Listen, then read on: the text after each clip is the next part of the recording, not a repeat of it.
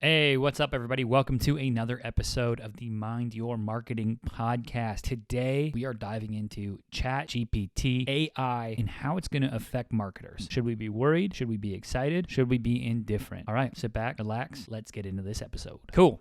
So, Chat GPT, if you haven't heard about it, it has taken over, marketing, Twitter, LinkedIn, etc. Basically, it is an AI app where you can ask a question or series of questions and it spits out an AI response. You can say, hey, write me a joke about carrots becoming human beings, and it will actually try to write a joke, right? It can write full stories. It can write a bunch of funny stuff. Now, it can also do other things. It can create blogs.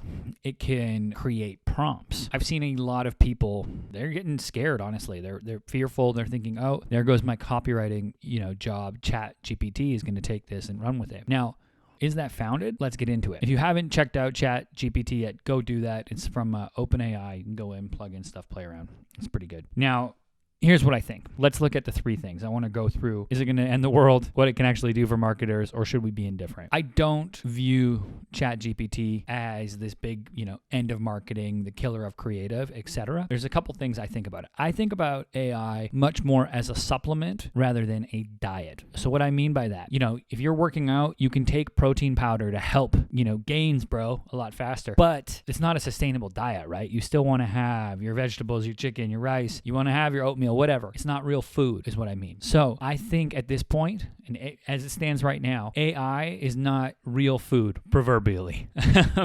It is a tool that you can use. It's a tool in your tool belt to help you as a marketer. Now, a lot of the redundant tasks, if your job function is a lot of redundancies, moving things from point A to point B, writing out, filling out a lot of paperwork, things like that, yeah, AI is coming, right? That's something we should be aware of. Now, I think more so though, if we adopt it and say, hey, how can I use this to make my current job better? How can I save time? I, for instance, used Chat GPT the other day to give me 10 YouTube ideas. So it gave me ideas. The ideas, I'm not going to lie, were pretty mediocre. However, I was able to create 2 or 3 ideas from the 10 they gave me that were my own that I think were, better and more on brand or more intriguing. So thinking about this as a tool for creativity to get your stuff kicked off is absolutely huge. I don't think it's going to replace, it can't replace human experience. If you've experienced something and you're injecting that storytelling into blogs, into copy, into content you create, that can't be replaced by AI. At least I don't think so. So that's the first part. I don't think it's going to come for us. 2,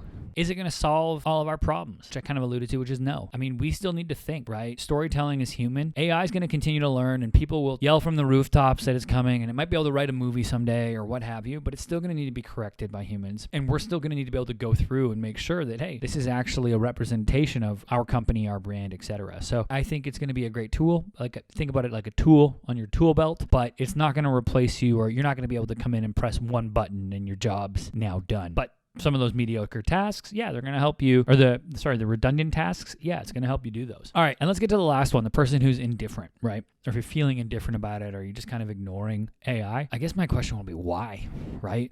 It's coming. It's not going anywhere. It's not a fad. And if it can help you, if you can find a way to make it help your job, why wouldn't we take advantage of that? Or why wouldn't you take advantage of that? So to me, the downside of playing around with the Chat GPT for 10 minutes is pretty low, and the upside's pretty cool. Now, that being said, it's like anything. It can be distracting. You can sit in there and be writing prompts till the end of time into AI and not actually create any content, right? Eventually, you got to do something like this. You got to hit record and start going. So yeah, I think all in all, when I think about Chat GPT, I think this. AI is coming. Let's not be scared of it. Let's think about how it can be a tool in our tool belt as marketers, as creatives, and how it can help elevate our game, honestly. That's how I'm approaching it, and that's how I think a lot of marketers are going to approach it. But I'd love to hear your thoughts. Let me know wherever you're listening to this. If you're listening on YouTube, you'll see the video component, which y'all, if you are listening in the car, if you're on Apple or Spotify, we have launched a YouTube channel which has more content. So there's much more content going out there on YouTube that is marketing related but has video components that I just don't think fits really well on the podcast. 2, you can expect some more interviews to come. We got some great guests coming in Q1, so I'm really, really excited to drop those episodes and hopefully dive into the minds of some of the